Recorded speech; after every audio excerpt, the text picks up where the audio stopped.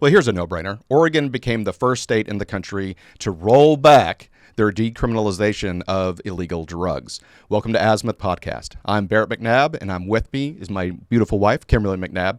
So 3 years ago, Oregon became the first state, again, to decriminalize hard drugs. And we're talking heroin, meth, LSD, all of these things, definitely marijuana, all of these things. And they had a couple of statistics that happened after the decriminalization. Kimberly, shocker. What are some of the shocking statistics? So Oregon saw a 13-fold increase in overdose deaths from synthetic opioids from 2019 through June 2022, and 54% of Oregon voters believe Measure 110 increase homelessness. Now, being from rural Georgia, a lot of meth, a lot of pot, a lot of drug use. And so coming from areas like that, you're like, really? You have to think about this? It's Crazy. Like if my crackhead friends had more access to drugs and not get in trouble, what would happen? It's like, come on. Yeah, I mean, it just seems the shocking thing, the shocking thing is the politicians didn't think that drug use would increase when you were not enforcing the laws and you decriminalize it. Again, the wolf in the sheep's clothing of empathy, like, oh, well, if they go to jail, then it's going to be harder for them to get a job and it's going to be harder for them to get housing. No, addiction makes it hard to get a job because you won't be able to keep it. You will not show up on time. You will be slurring your words and moving around in all sorts of crazy ways, being a safety hazard. Even if you do show up, housing, you won't remember to pay your rent, or you will have spent all of your rent money on drugs. And then if you have kids, you'll probably spend all of your money on drugs and not your kids and get your kids taken away. So, no, spare me. Yeah, I mean, how could you not think about the second and third order effects of doing this? It's almost like, this is kind of an analogy I have. It's almost like being surprised that you award women's suffrage and giving them the right to vote, and then being surprised that women vote. I mean, it truly is. I kind of equate it to that. I mean, it truly is. So, but to the point, the Measure 110 didn't legalize drugs, but it removed prison sentences and imposed $100 fines that could be eliminated if users contacted a hotline to undergo additional screening. Which, people don't care if it's legal or not. They care about going to jail. Right. But it's the first state to reverse this policy. So I guess better late than never. I went to Portland. Yeah. And it is a gorgeous area outside of Portland. But it was just like a third world country. And, people think, oh, well, we don't want them to go to jail. We feel sorry for them. No, you need to feel sorry for the people they're going to rob, trying to get drug money. You got to feel sorry for the people that they may kill in the process, because when your brain is on drugs, you are doing and saying things that you normally would not do. And if you're living on the street and on drugs, you're probably going to use the bathroom on yourself, but you know what? You're going to be too high to care. Neglect children? Neglect children. I mean, do all sorts of things that you normally would not do. And so, you're not helping them. And then what about the businesses? Okay, no one wants to go to a business where a drug addict is sleeping in the doorway or have a bunch of tents set outside. They're not going to feel safe. They're not going to go to that business, and then business is going to shut down. That's less revenue for the city. The city can't afford to provide services to people who need it. I mean, it's just this trickle-down effect of people that you should feel sorry for, not the crackheads. Sorry, right. Wrong people. This vicious cycle. It's absolutely vicious cycle. One of the things that, being a criminal justice major, one of the tenets of lowering crime is that the punishment needs to be swift, certain, and severe. Sounds like children. Yeah, exactly. So I mean, the trial, the arrest, it needs to be swift. You have to know that it's coming for you. The punishment is coming. It's certain. And then it needs to be severe. It needs to be painful enough so that there is not recidivism. And by having somebody be able to just call a hotline and say, hey, I'd like my $100 fine waived. Drugs are bad. Okay, yeah, I agree. Drugs are really bad. Okay, $100 fine. And then you're released on your merry way. What did that do? Right. And the thing you said about needing to be swift is, this is a very basic analogy, but okay, which are you going to take more seriously?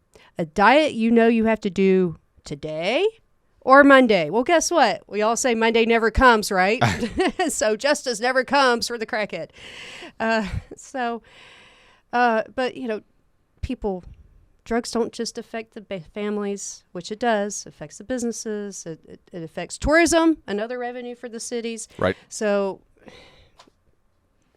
yeah. And then still, people have not really learned their lesson, though. So a clinical professor said, we can't think of Oregon's efforts as a failure because it was never given a chance to get off the ground. You had 3 years. 3 years. And the drug use went up, so it worked for the drug users. Yeah, I'm sure they're happy with it. I don't know what this person is talking about. What are you waiting for? It sounds like, when people advocate for socialism and then you argue back, well, it's been tried in other countries. It didn't work there. Oh, but we can make it work here. They didn't do it right. They didn't do it right. What makes you think you're so perfect and smart that you can do that? I mean, I tell our kids all the time, one of the wisest things you can do is learn from other people's mistakes, so you don't have to do it yourself. I mean, just right. I mean, and during the process, to that professor's point of saying it never got a chance. So the hotline was there. The app was there, whatever. But only about 1% of people that actually received the citations contacted the addiction screening line, probably because they didn't have any money to pay the $100, and the police didn't go looking for them. So if there was, hey, look, we had a 50% people call in and they want to get well, I could see it. But after 3 years, only 1% contacted the addiction. Well, yeah, it was tried and it failed. Well, that's because drug addicts don't want help. Yeah. I mean, because if they wanted help, they'd do it. They love being high. Right. I mean, it takes such a powerful effect of the brain. See all these CT scans of drug addicts. I mean, your brain is just lit up like a Christmas tree. Of course, right. You don't want to let that go. Well, I mean, Republicans have always said that to be part of the program, the treatment should have been a requirement, not a suggestion. Right. I mean, to suggest, hey, if you want to get treatment that's available for you, okay, thanks a lot, appreciate it, and then go off and get high again. No, it should have been a requirement from the get-go.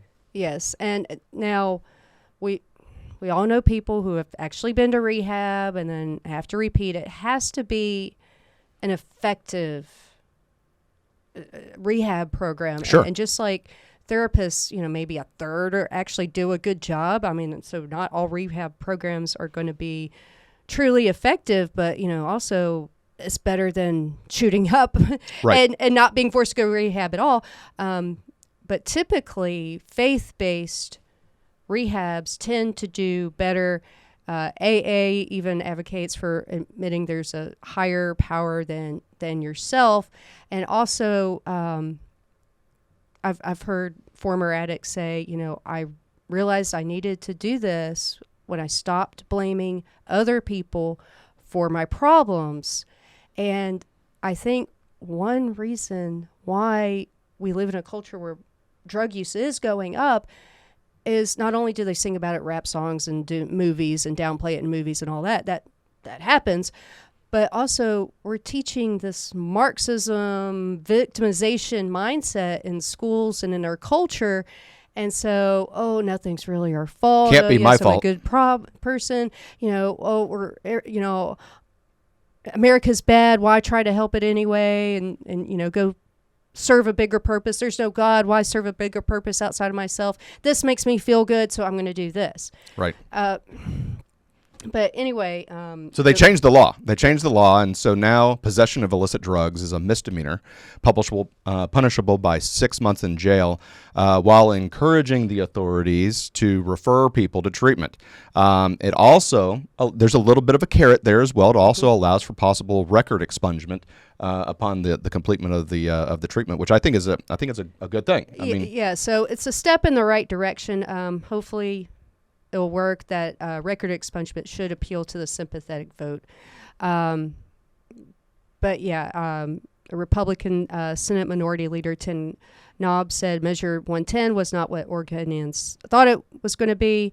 They were told that their family, their friends were going to get treatment for addiction, and it turned out free for all public use, drug use, and increased fentanyl, opioid overdose deaths, increasing exponentially, and Oregon is becoming seen as a national dumpster fire, which I can tell you, I was in Portland in 2021. So yeah, this was in full swing.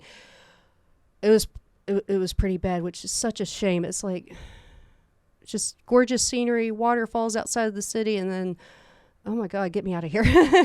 Yeah, I mean, I guess people need to see the movie Dope Sick that has Yes. Michael Keaton. I didn't see that one, but I've seen Clean and Sober with Michael Keaton as well. But still, obviously drugs are going to make you do things that you'd never do. Yes, I thought Dope Sick was absolutely phenomenal. I believe it takes place in rural Arkansas. Okay. And yeah, I mean, like we've said several times, it makes you do things you normally wouldn't imagine doing, chasing that high. And the character that Michael Keaton played that fully described him. Just to get high became his reason to être. Right. Well, nothing else mattered. We saw this. We wanted to bring it to you. I'm glad that Oregon has come to its senses. It seems as though that you would do a little bit of predictive analysis and figure out if we allow people to do drugs, what are they going to do? They're going to do drugs. But at least they've realized, hey, look, we tried this experiment, and I hope it's a lesson learned for other states to take this as a life lesson that if you are soft on crime and soft on drugs, it just exacerbates the problem. So thank you so much for watching Azimuth Podcast, and stay tuned after these messages. Hi, everyone. Thank you for listening. If you enjoy our show with all of the stories we share, we would love your support. And it's as easy as clicking that subscribe or follow button. This will ensure you never miss an episode and keeps us bringing you these important stories. Your support makes a huge difference. Thank you so much for being part of our podcast family. Thanks, and keep tuning in.